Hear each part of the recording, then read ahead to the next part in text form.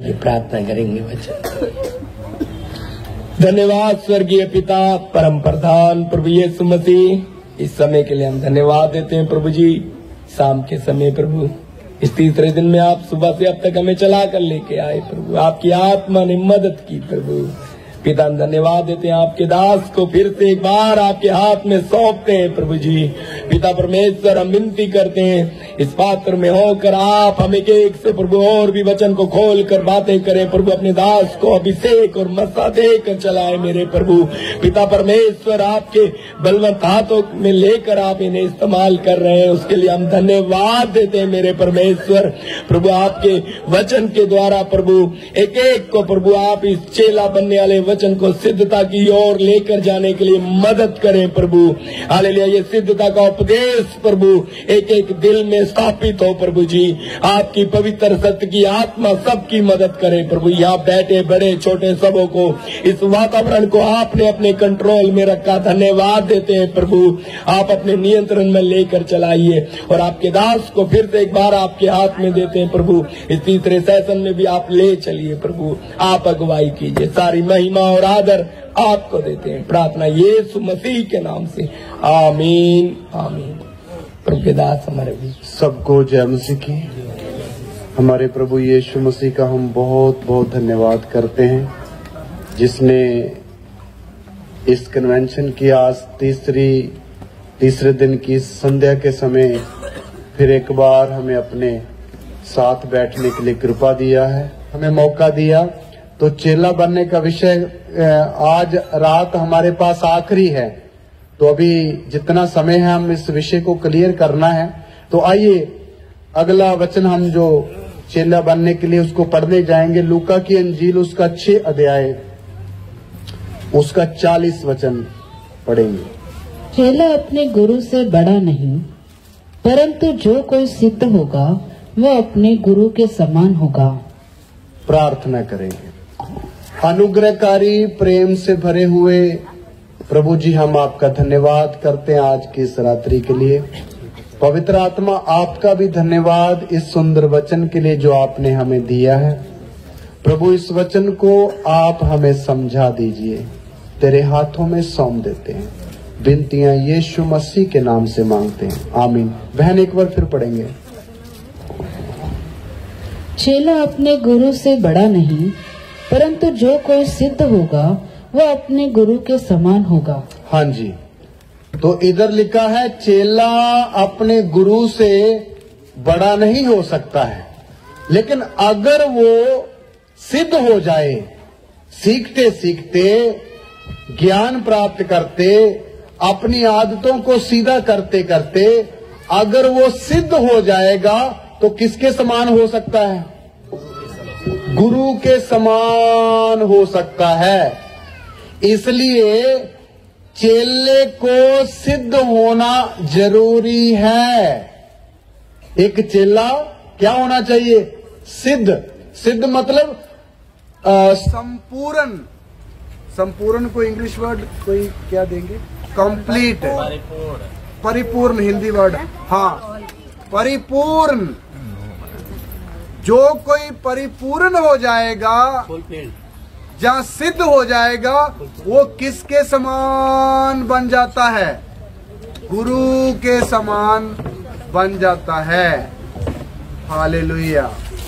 चेला अगर सिद्ध हो गया तो वो किसके समान हो जाएगा?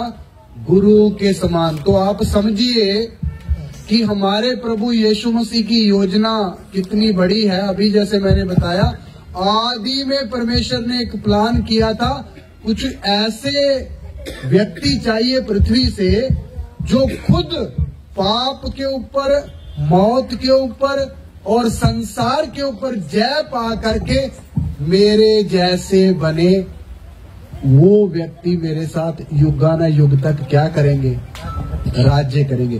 तो इसलिए मेरे प्यारो, प्रभु की मर्जी है कि हर एक विश्वासी, हर एक प्रभु यीशु के पीछे चलने वाला एक जन, वो क्या बने? सिद्ध बने। क्या बने जी? सिद्ध बने। संपूर्ण हो जाए। जैसे यीशु मसीह सिद्ध है, वैसे ही हर एक जो यहाँ बैठा है, जहाँ दुनिया भर में यीशु मसीह के पीछे चलने वाले जितने भी लोग हैं, परमेश्वर की मर्जी है कि वो सारे के सारे क्या हो, सिद्ध हो जाएं। ये प्रभु की इच्छा है। जब हम सिद्ध हो जाएंगे तो किसके समान हो जाएंगे? गुरु कौन है हमारा? यीशु मसीह। तो इसलिए इतनी बड़ी आशा हमें है कि हम यीशु मसीह के बराबर हो सकते हैं। हालेलुया। हो सकते हैं, नहीं हो सकते? जरूर हो सकते हैं। इसलिए हम लोग चंगाई सभा क्यों नहीं चलाते? हम आशीष का प्रचार क्यों नहीं करते? क्योंकि वो इस बाइबल का प्रचार है नहीं है। हम कलीसिया को क्यों सिद्धता की बातें बताते हैं? क्योंकि वो इस बाइबल का मुख्य उपदेशों में से उपदेश है। इसलिए ताकि कलीसिया सिद्ध बने, ताकि हर विश्वासी सिद्ध हो जाए, ताकि हर विश्वासी सिद्ध होकर अपने गुरु जानी यीशु मसीह के समान हो जाए, वो चेला कहलाएगा जो सिद्ध हो गया। और भी एक वचन पढ़िए, प्रभु अपनी योजना कैसे बनाता है। मत्ती 5 का आखिरी वचन, 48 वचन।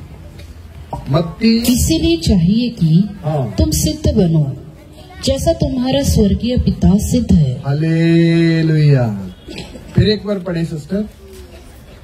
इसीलिए चाहिए कि तुम सिद्ध बनो जैसा तुम्हारा स्वर्गीय पिता सिद्ध है। हाँ जी, देखिए इधर भी मत्ती 5:48 में भी कितना क्लियर लिखा। इसलिए चाहिए कि तुम क्या बनो? सिद्ध बनो। जैसा कौन सिद्ध है? स्वर्गीय पिता। तो मेरे प्यारो, मुझे सुनने वालों, आप थोड़ा ध्यान से सुनिए।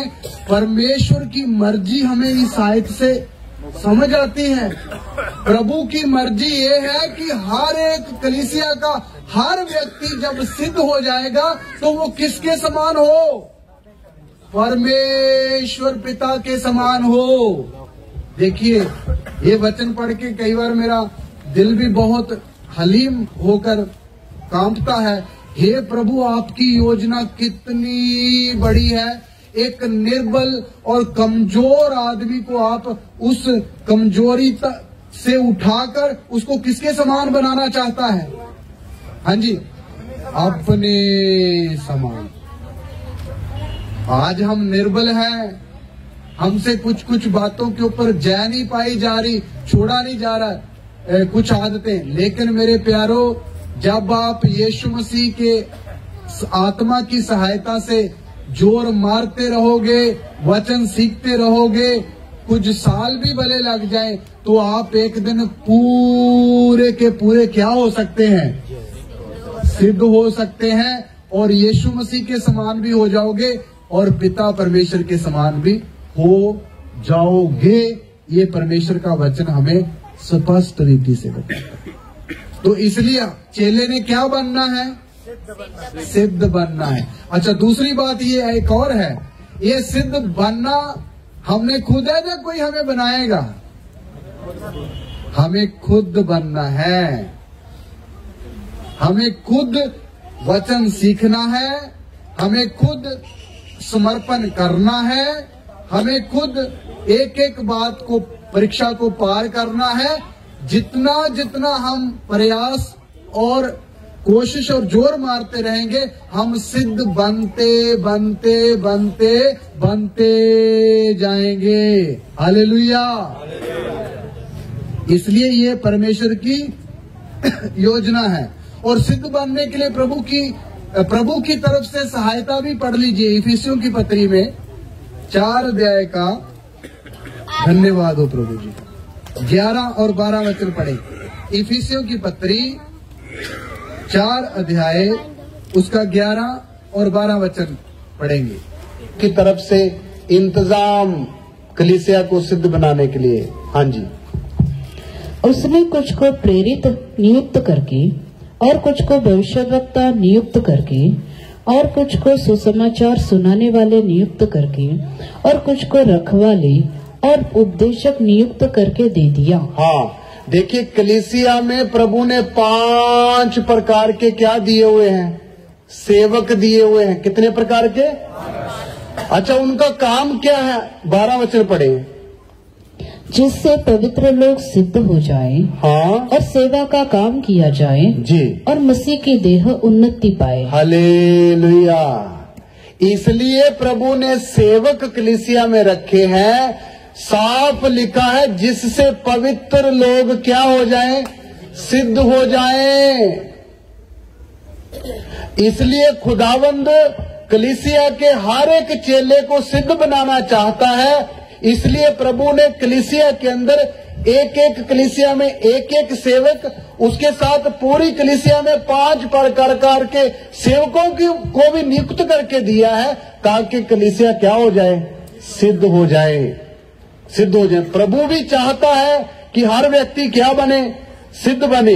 इसलिए परमेश्वर ने जो सेवक नियुक्त करके कलीसिया में रखे हैं, उनके हाथ में कुछ न कुछ अधिकार भी सौंपा है कि कलीसिया को सिद्ध करें। कौन सा अधिकार है? कुरिन्थिया पहला 2 कुरिन्थी 13 का 10 वचन पढ़े। कौन सा अधिकार प्रभु ने दिया है सेवकों को? जी, इसी कारण मैं तुम्हारे पीठ पीछे ये बातें लिखता हूँ कि उपस्थित होकर मुझे उस अधिकार के अनुसार जिसे प्रभु ने बिगाड़ने के लिए नहीं पर बनाने के लिए मुझे दिया है, हाँ, कड़ाई से कुछ करना न पड़े। देखिए प्रभु का दास पौलुस लिखता है, हे कलीसिया के लोगों, मेरे पास अधिकार है, आत्मिक अधिकार, और ये तुम्हारा नुकसान करने के लिए नहीं है, बल्कि तुमको क्या करने के लिए? बनाने के लिए है। हालेलुया। इसलिए मेरे प्यारों, कलीसिया के सेवकों को परमेश्वर ने अधिकार दे रखा है। वो प्रचार करते हैं तो किस अधिकार से? जो प्रभु ने दिया है। सेवक लोग एक एक विश्वासी के सिर के ऊपर हाथ रखकर प्रार्थना करते हैं तो किस अधिकार से? जो स्वर्गीय पिता ने दिया है। वो दुष्ट आत्माओं के साथ लड़ते हैं, जब उनको निकालते हैं तो किस अधिकार से? जो स्वर्गीय पिता ने दिया है। परमेश्वर ने ये अधिकार इसलिए दिया है ताकि सेवा का काम किया जाए और हर एक विश्वासी को बनाया जाए। धन्यवाद प्रभु जी का। इसलिए खुदावंद ने अधिकार दिया है सेवकों को, ताकि वो कलीसिया को बनाए, कलीसिया को सिद्ध बनाए। तो इसलिए कलीसिया का काम क्या है? कलीसिया ने क्या करना है वो भी आप पढ़ लीजिए। 2 कुरिन्थी 8 का 5 वचन पढ़ लीजिए। कलीसिया को क्या करना है? और जैसी हमने आशा की थी जी, वैसे ही नहीं, वरन उन्होंने प्रभु को फिर परमेश्वर की इच्छा से हमको भी अपने आप को दे दिया। हाँ, अगर इस वचन को आपने ध्यान से समझा होगा तो इधर लिखा है, पौलुस बोल रहा है कुरिन्थ की कलीसिया को, हे कलीसिया, तुमने अपने आप को प्रभु के हाथ में भी सौंपा है, और उसके बाद किसके हाथ में भी सौंपा है? दासों के हाथ में भी सौंप दिया है। हालेलुया। इसलिए कलीसिया के विश्वासी भाई बहनों का काम है, प्रभु जैसे परमेश्वर के हाथ में आपने अपना जीवन सौंपा, प्रभु जी आप हमें बना दो, हमें सिद्ध कर दो, हम आपके पीछे पीछे चलना चाहते हैं उम्र भर। इसी तरह जैसे प्रभु को समर्पण किया है, इसी तरह हर कलीसिया का विश्वासी, हर कलीसिया का बिलीवर किसके आगे भी समर्पण करना है? दासों के आगे। दास, आप मेरा पास्टर हैं, मैं आपको अपने आप को आपके आगे अर्पित करता हूं, आप मुझे बनाइए, मैं अपने आप को आपके हाथ में देता हूं। इसलिए मेरे प्यारो, ये काम किसका है? कलीसिया का है। अभी मैं जो आपके सामने वचन सिखा रहा हूं, मैं प्रभु से भय खाते हुए ये बात बोलता हूं। मैंने जब अपने बड़े पास्टर के पास सीखने के लिए गया था 12 जुलाई 1997 को। तो मैंने अपने आप को प्रभु के हाथ में तो दिया ही दिया, किसके हाथ में भी दे दिया? दास के हाथ में भी दे दिया। उन्होंने उसके बाद मेरे ऊपर अधिकार रखा और मेरे प्यारों ट्रेनिंग देते देते देते देते इतने से इतना कर दिया कि आज कलीसिया के बीच में खड़ा होकर ये बातें बताने का सौभाग्य मिला। हालेलुया। तो प्रभु के अनुग्रह से, अनुभव से बोलता हूं, कितनी बार मेरे पास्टर ने कितनी कितनी ताड़ना दी मुझे, कितनी कितनी जगह रखकर परखा मुझे, कितनी कितनी जगह रखकर मेरी परीक्षा भी करी, मुझे चेक किया ये व्यक्ति सही है, गलत है, कच्चा है, पक्का है, जब कितना बना है अभी तक, कितनी कितनी और बातों में परखा। और प्रभु के अनुग्रह से हाथ में सौंपा होने के कारण भागा नहीं कभी। क्या नहीं किया? वो दास जब तक दुनिया में रहे तब तक उनके अधीन में ही रहा, एक समर्पण किया होता। जब तक दास जिंदा रहेगा मैं उनके क्या रहूंगा? अधीन में रहूंगा। हालेलुया। इसलिए प्रभु ने यहां तक सिद्ध होने के लिए कृपा दिया है। मैं पूरा सिद्ध हो गया करके हम नहीं बोलते, सिद्ध होता होता जाता है एक आदमी, लेकिन अभी यहां तक पहुंच गया। इसलिए मुझे भी इस रास्ते में से होकर गुजरना पड़ा। इसलिए मैं विनती करता हूं, आप लोग भी किनके हाथ में अपने आप को दीजिए? दासों के हाथ में। क्यों दासों के हाथ में देना है? क्यों अपने आप को दासों के अंडर करना है? कई लोग इस बात को ग्रहण नहीं करते हैं। कई लोगों को अधीन रहना बहुत मुश्किल है। क्या है? बहुत मुश्किल है। पिछले अधीन रहना बहुत मुश्किल है। इसलिए मेरे प्यारों, लोग रहते नहीं, पास्टरों की भी अधीन नहीं रहते, अपने पास्टर के साथ संगति करते हैं और इधर उधर भी कभी कभी जाते रहते हैं, है ना। इसका मतलब आप पूरी तरह समर्पण अपने आप को क्या नहीं किए हैं। जहां किए तो मन से नहीं किए हैं। कहां से किए हैं? मुंह से किए हैं। समर्पण भी दो तरह से है, एक मुंह से होता है, एक मन से होता है। दोनों में से मजबूत कौन सा है? मन वाला। इसलिए यीशु ने बोला, ये लोग होठों से तो मेरी आराधना करते, इनके मन मेरे से क्या है? बहुत दूर है। प्रार्थना यहां कर रहे, मन बोरीवाली में घूम रहा है। ये प्रार्थना नहीं है। जहां आप बैठे हैं वहां आपका मन भी रहना चाहिए। इसलिए मन से समर्पण करना है, तब ही उसका प्रतिफल आपको मिल जाएगा। तो इसलिए मेरे प्यारो, हमें पूरी रीति से दासों के आगे अपने आप को देना है, ताकि दास हमें बनाएं। आपको मालूम ये किसकी आज्ञा दासों के हाथ में क्यों देना है? दास आपके लिए करता क्या है? आइए पढ़िए, इब्रानियों की पत्री 13 अध्याय का 17 वचन पढ़िए। अपने अगुओं की आज्ञा मानो और उनके अधीन रहो, क्योंकि वे उनके समान तुम्हारे प्राणों के लिए जागते रहते हैं, जिन्हें लेखा देना पड़ेगा। वे यह काम आनंद से करें, न कि ठंडी सांस लेकर, और क्योंकि इस दशा में तुम्हें कुछ लाभ नहीं। देखिए मेरे प्यारों, कितनी गहरी बात यहाँ लिखी हुई है और उसके अंदर कितने भेद हैं। फिर एक बार पढ़े, थोड़ा थोड़ा करके पढ़े सिस्टर। अपने अगुओं की आज्ञा मानो और उनके अधीन रहो। सुनिए, अपने अगुओं की आज्ञा मानो और उनके अधीन रहो। एक पॉइंट ये है, आज्ञा भी माननी है और उनके अधीन में भी रहना है। एक बात। दूसरा, क्योंकि वे उनके समान तुम्हारे प्राणों के लिए जागते रहते हैं, जिन्हें लेखा देना पड़ेगा। सुनिए, क्यों अधीन रहना है? क्योंकि दास विश्वासी लोगों के प्राणों के लिए क्या रहते हैं? जागते रहते हैं। ये जागना मतलब रात को दिन में जो जागते वो जागने के बारे में नहीं है, ये आत्मा में जागने की बात है। एक दास एक एक विश्वासी के लिए हमेशा क्या रहता है? जागता रहता है। विश्वासी आत्मा में बढ़ रहा है, नहीं बढ़ रहा है? विश्वासी प्रार्थना करता है या छोड़ दी है? विश्वासी का आत्मिक जीवन ऊपर को जा रहा है कि नीचे को जा रहा है? ये कौन जागता रहता है? वो जांचता है। एक दास, एक सेवक। इसलिए क्यों जागता रहता है? उसकी जिम्मेवारी क्या है? देखो, कलीसिया के लोगों को तो अपने ही परिवार की जिम्मेवारी है। ध्यान दीजिए, किसकी जिम्मेवारी है? अपने ही परिवार की। लेकिन एक पास्टर को कलीसिया कितनी बड़ी है, पूरे परिवार की क्या है? जिम्मेवारी है।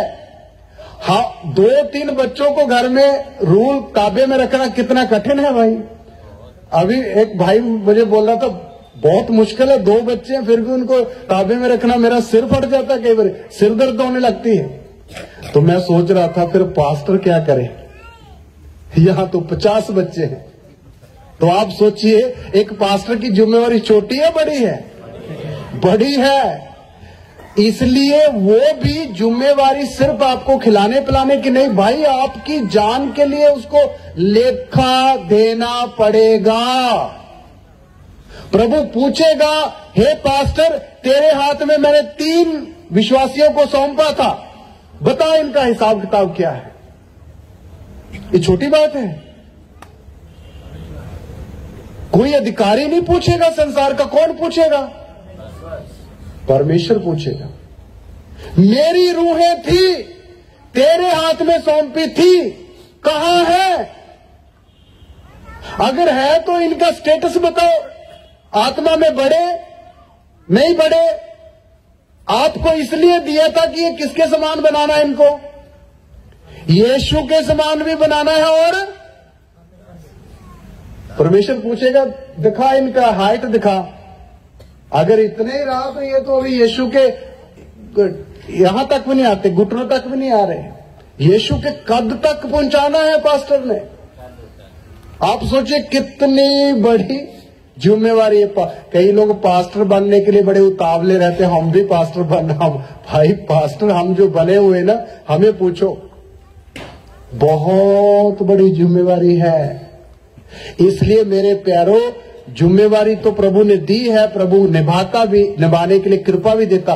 लेकिन हमारा काम है हम अपने दासों के अधीन रहे, उनकी आज्ञाकारी करें, क्योंकि उन्हें लेखा देना पड़ेगा। लेखा देना पड़ेगा उसके आगे वे यह काम आनंद से करें, आनंद से करें, न कि ठंडी सांस ले लेकर। हाँ, क्योंकि इस दशा में तुम्हें कुछ लाभ नहीं। हाँ, ये इसका मतलब भी आपको बताना पड़ेगा। इसका मतलब अधीन रहोगे, आज्ञाकारी में रहोगे तो दास काम कैसे करेगा? आनंद से करेगा। लेकिन अगर आप आज्ञाकारी में नहीं रहते, अधीनता में नहीं रहते, तो फिर दास कैसे काम करेगा? ठंडी सांस ले लेकर। तो ये ठंडी सांस लेने का मतलब दास उदास रहेगा। देखो, इस विश्वासी को मैंने कितनी बार समझाया कि ये आदत छोड़ दे, अभी तक भी नहीं छोड़ता। दास क्या ले रहा उसके लिए? ठंडी सांस। प्रभु कब सुधरेगा? प्रभु ये विश्वासी कब बदलेगा? कब ये फिल्म देखने की इच्छा को छोड़ेगा? कब ये झगड़ा करने की आदत के ऊपर जय पाएगा? तो ऐसी दशा में अगर आपने नहीं प्रभु के दास की आज्ञा को मानते, जब वचन में आगे बढ़ते, तो दास ठंडी सांस ले लेकर काम करेगा। इस दशा में तुम्हें कुछ लाभ नहीं मिलने वाला। अगर दास को भी आनंद रहना है, कलीसिया को भी लाभ होना है, तो अधीनता और आज्ञाकारिता कभी ना छोड़े। हालेलुया, कभी ना छोड़े। देखिए, मैं इतना बड़ा हूं, बड़ा मतलब हाइट में नहीं, जे प्रभु के दास हूं, अभी भी मेरे ऊपर जो अगुआ है, यहां खड़े खड़े भी मैं उनसे डरता हूं।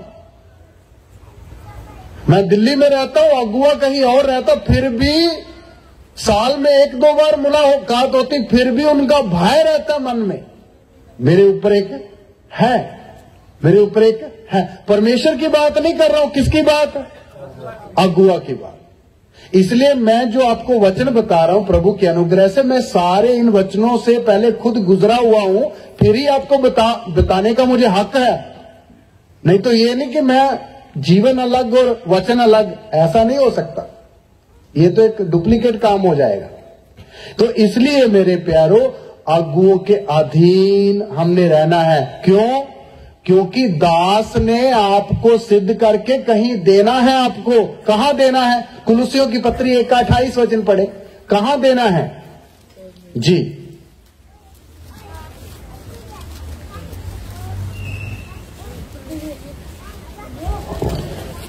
जिसका प्रचार करके हम हर एक मनुष्य को चेतावनी देते हैं और सारे ज्ञान से हर एक मनुष्य को सिखाते हैं कि हम हर एक व्यक्ति को मसीह में सिद्ध करके उपस्थित करें। हाँ, दास बोल रहे हैं। देखिए इसमें भी बहुत सारी बातें, फिर पढ़े सिस्टर थोड़ा आहिस्ता। जिसका प्रचार करके हम हर एक मनुष्य को चेतावनी देते हैं। देखिए दास बोल रहा है कि हम जिसका मसीह का प्रचार करके हर एक व्यक्ति को चेतावनी देते रहते हैं। हाँ, और सारे ज्ञान से हर एक मनुष्य को सिखाते हैं। कितने ज्ञान से? सारे ज्ञान से सिखाते हैं। इसलिए मेरे प्यारो, आपके सामने प्रचार करते समय कोई भी बात छिपाते नहीं है। लूसीफर की बात हो, शैतान की बात हो, आदम की बात हो, मैं और मेरा की बात हो, सारा ज्ञान कलीसिया को बताना है भाई।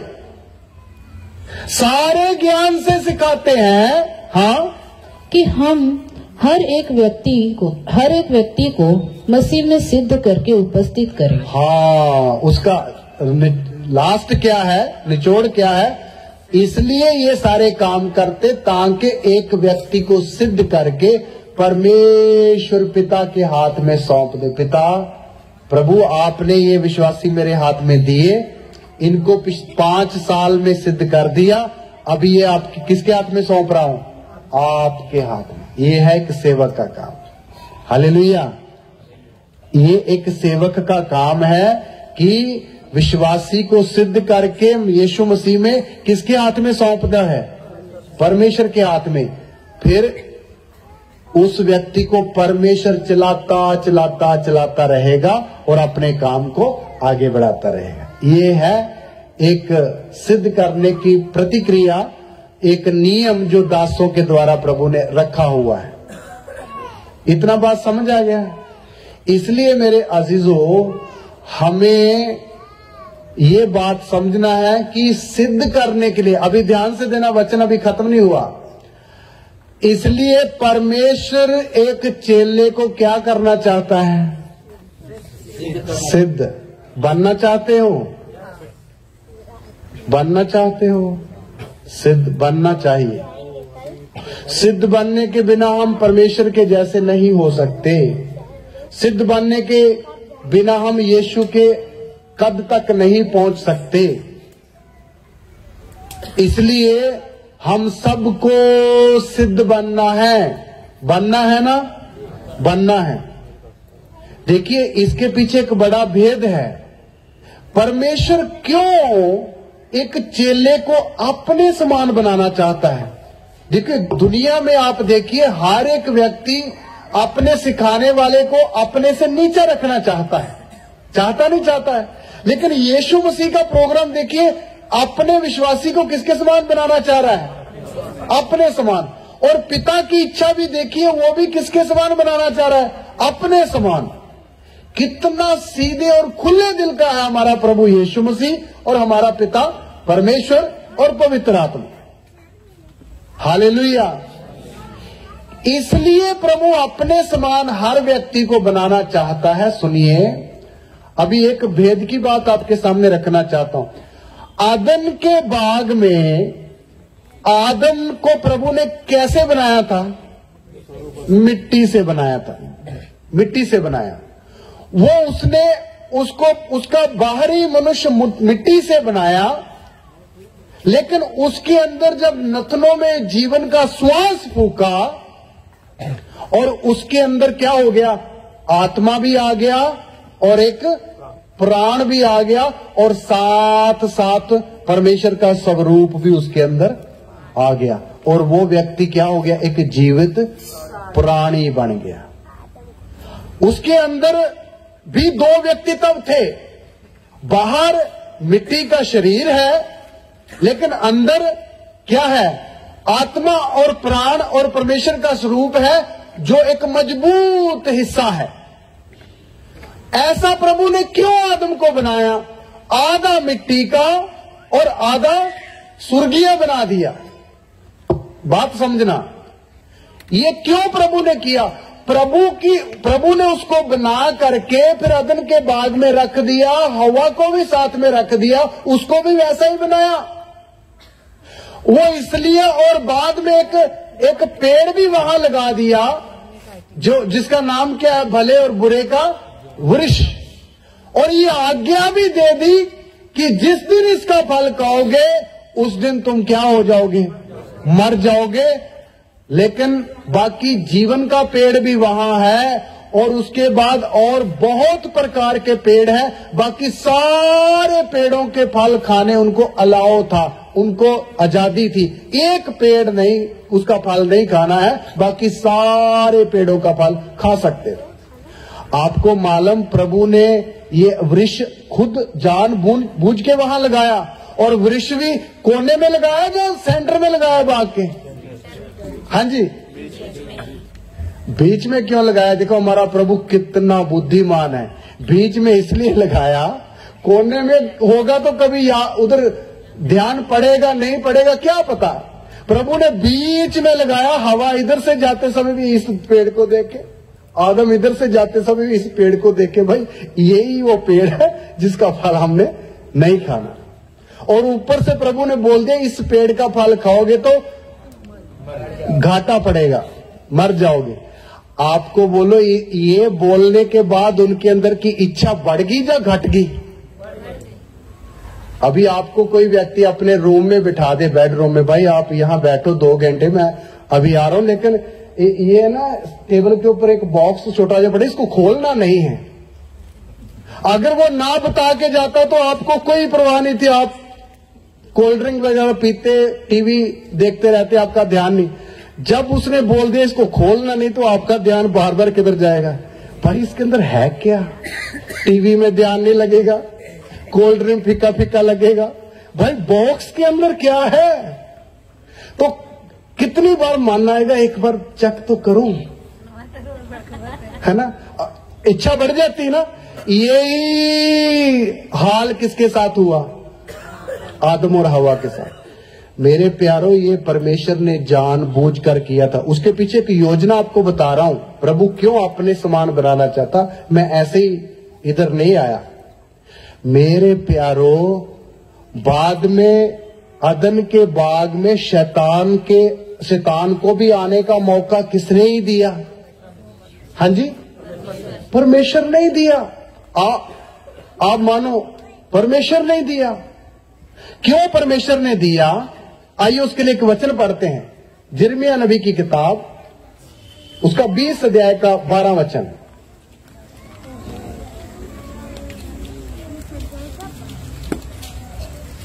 यिर्मयाह नबी की किताब, उसका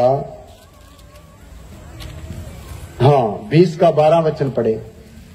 हमारा प्रभु कितना ज्ञानवान और बुद्धिमान परमेश्वर है। हाँ, हे सेनाओं के यहोवा, हे धर्मियों के परखने वाले। हाँ, हे सेनाओं के यहोवा और धर्मियों के परखने वाले।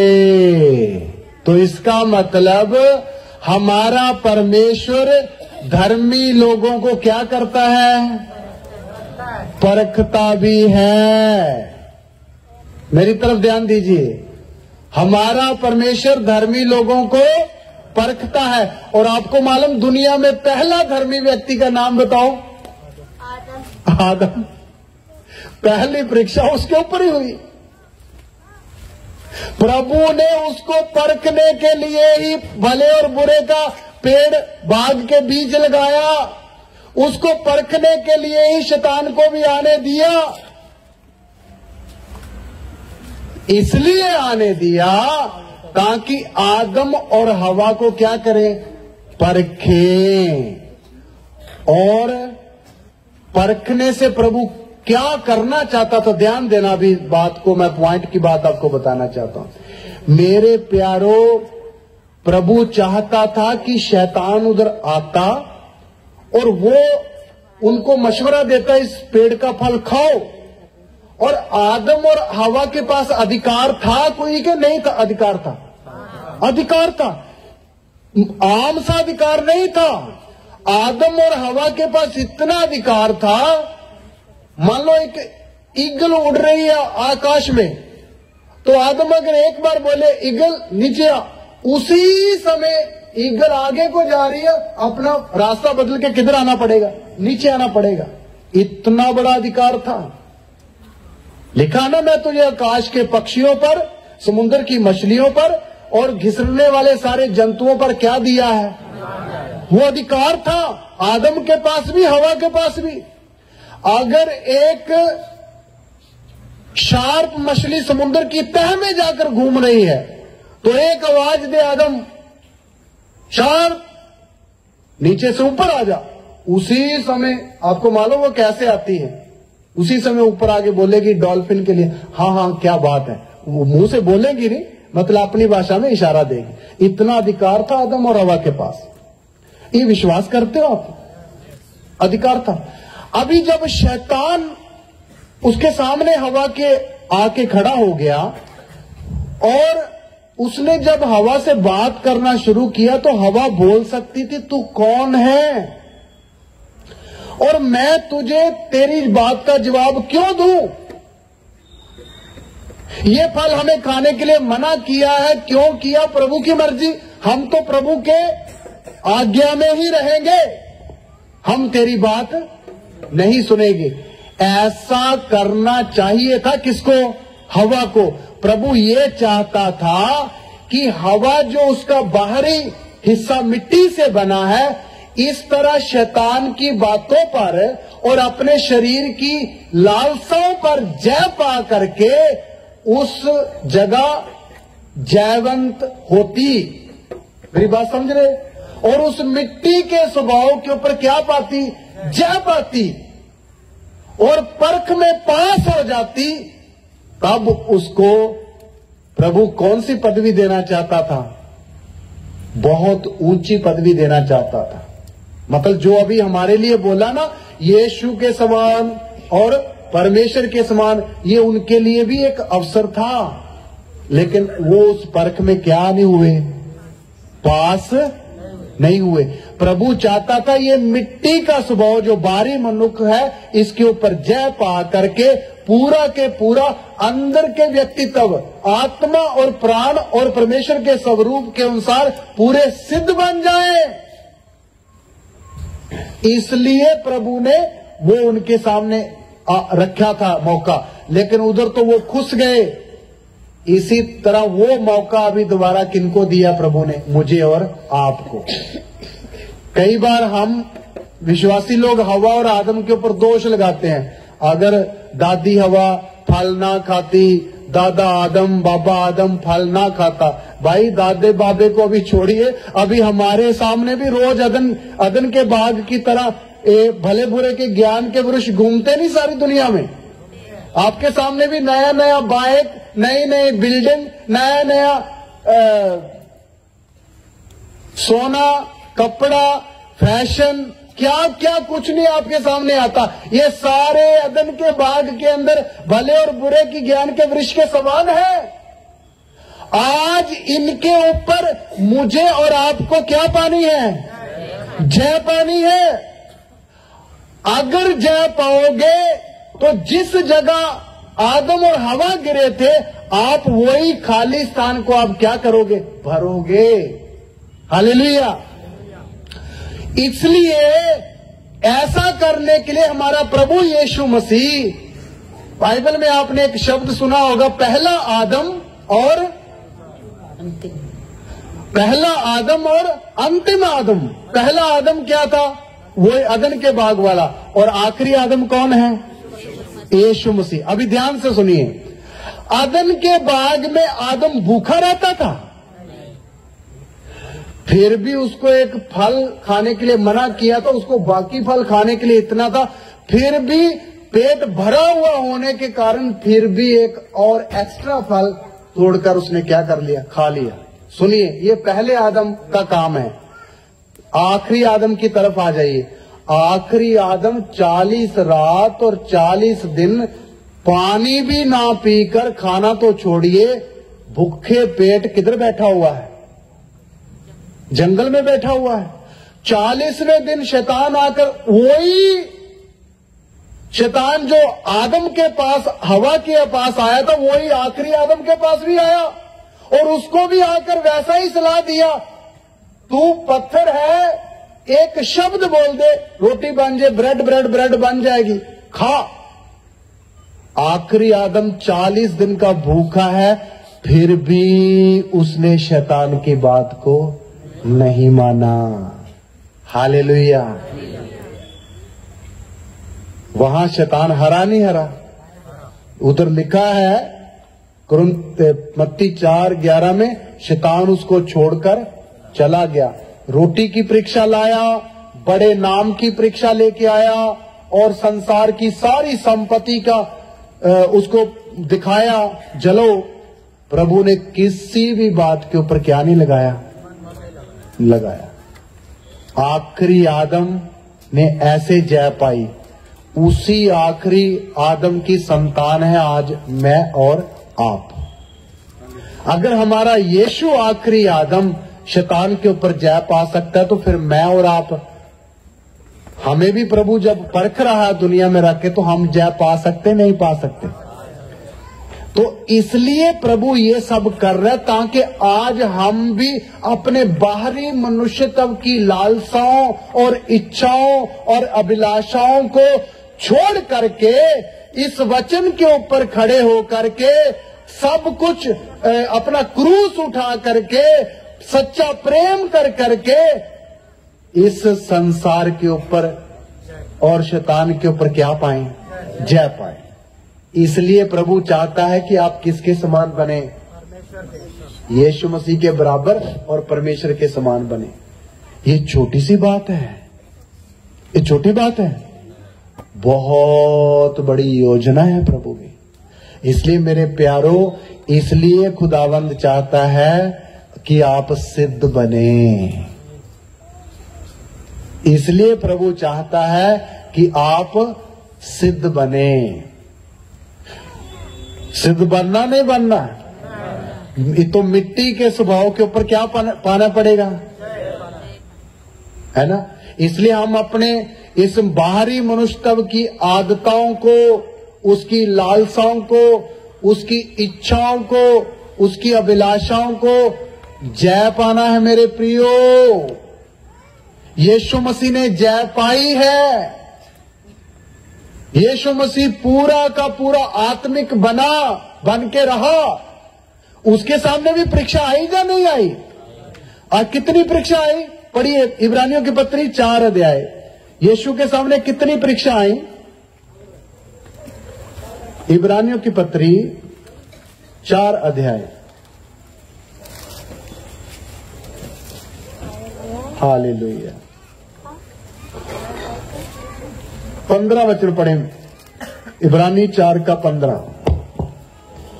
क्योंकि हमारा ऐसा महायाजक नहीं जो हमारी निर्बलताओं में हमारे साथ दुखी न हो सके, वरन वह सब बातों में हमारे समान परखा तो गया, सब बातों में हमारे समान परखा तो गया, तो भी निष्पाप निकला। हाँ, देखो प्रभु यीशु मसीह के ऊपर कितनी परीक्षा आई। हम कई बार सोचते हैं, आप बोलोगे नहीं 3 परीक्षाएं आई, 3 परीक्षा नहीं आई, वो तो एक दिन में 3 आई। लेकिन इधर लिखा सारी बातों में क्या किया गया? परखा गया। भाई यीशु मसीह के पास, मैं उधर जाना नहीं चाहता, कितनी कितनी परीक्षा आई। एक बार टैक्स देने की, जीएसटी देने का समय आया, यीशु के पास देने के लिए क्या नहीं है? पैसा नहीं। पतरस को बुलाकर बोला, भाई ऐसा कर, एक ये मछली पकड़ने की क्या होती, बंसी नदी में डाल, उसमें से पहली जो मछली आएगी उसका मुंह खोल, उसके अंदर एक क्या निकलेगा? वो सिक्का ना आपकी और मेरी तरफ से टैक्स दे दो। देखो उनके पास भी तंगी थी।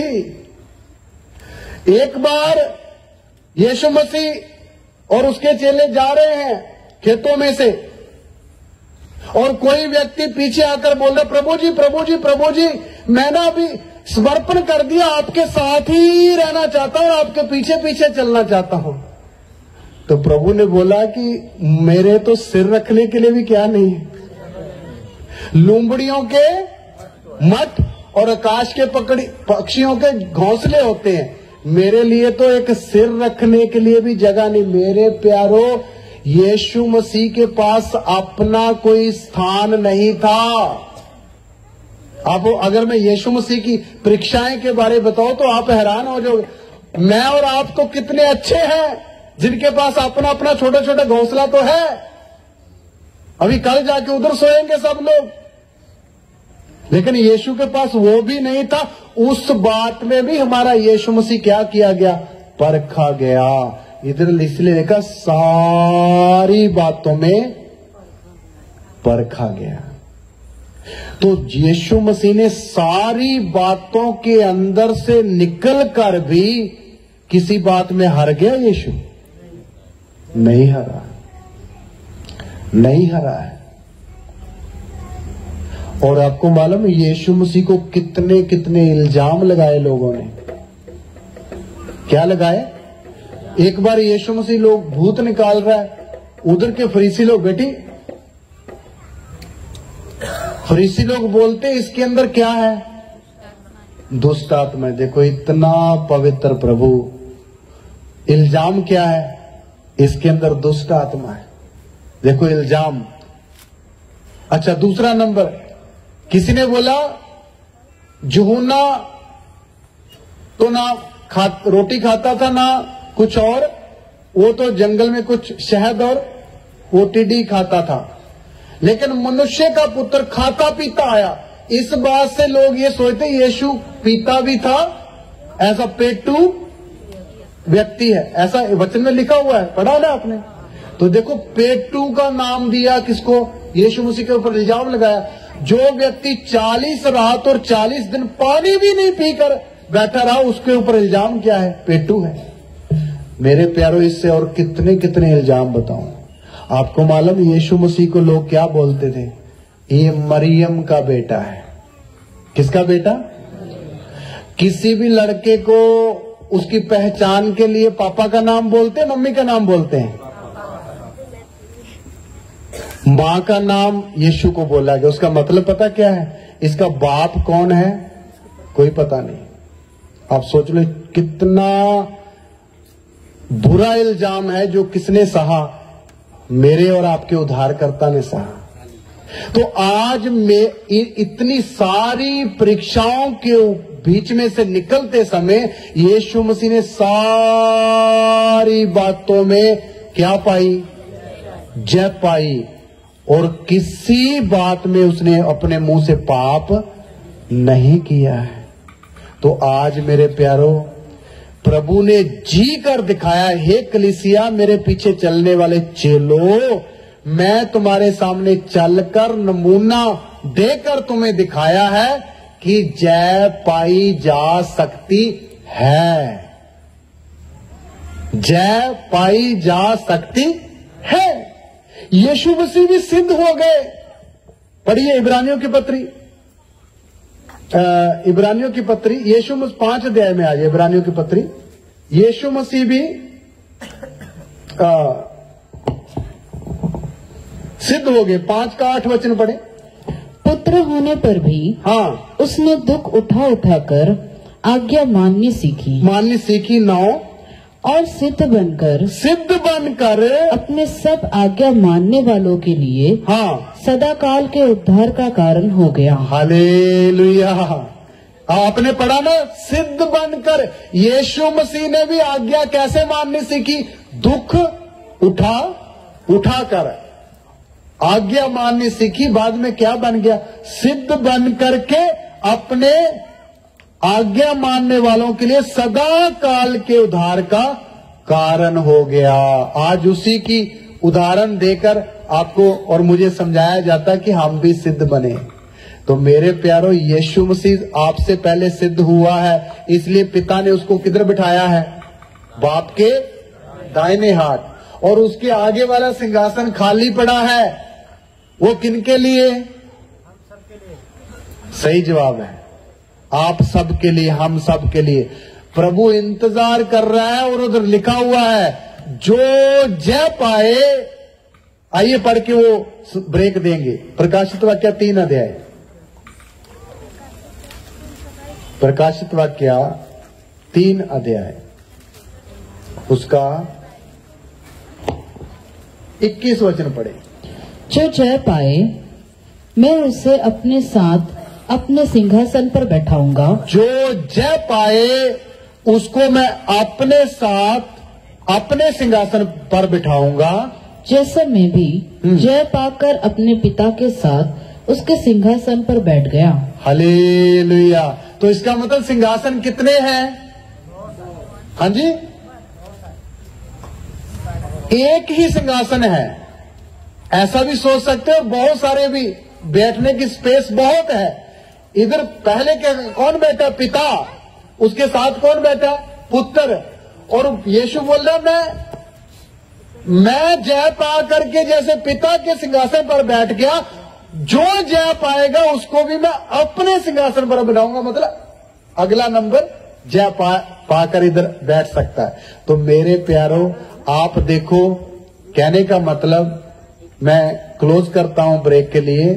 इसलिए प्रभु हमें अपने समान बनाना चाहता है। उसका मतलब ये है, सुनिए, देखिए, यीशु के कद तक और पिता के कद तक हमें आना है सिद्धता में। और दूसरी बात, जिस सिंहासन पर पिता बैठा उसमें यीशु बैठा, उसी में किसको बिठाना चाहता? कलीसिया को।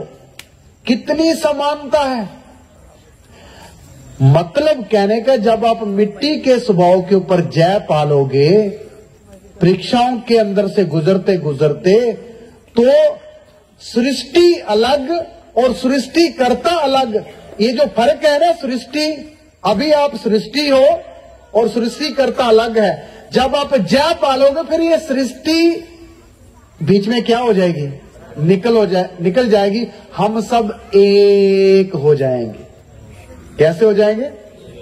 एक हो जाएंगे। मेरे प्यारो, ये है परमेश्वर की योजना। इसलिए चेले को क्या बना रहा है प्रभु? सिद्ध। मैं समझता आपको जो बातें मैंने बताई आपको समझ आई है ना? बहुत ही नहीं तो थोड़ी थोड़ी आई है, आई।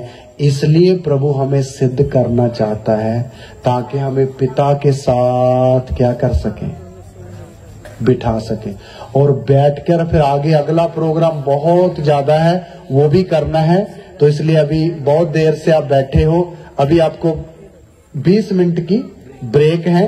आप जाइए, हाथ पांव हिलाइए, पानी पिए, चाय भी है, चाय पीकर अभी आ जाइए। और उसके बाद आगे और भी भोजन तैयार है, गर्मा गर्म। फिर और भी हम सीखेंगे प्रभु के वचन। सबको जय मसीह।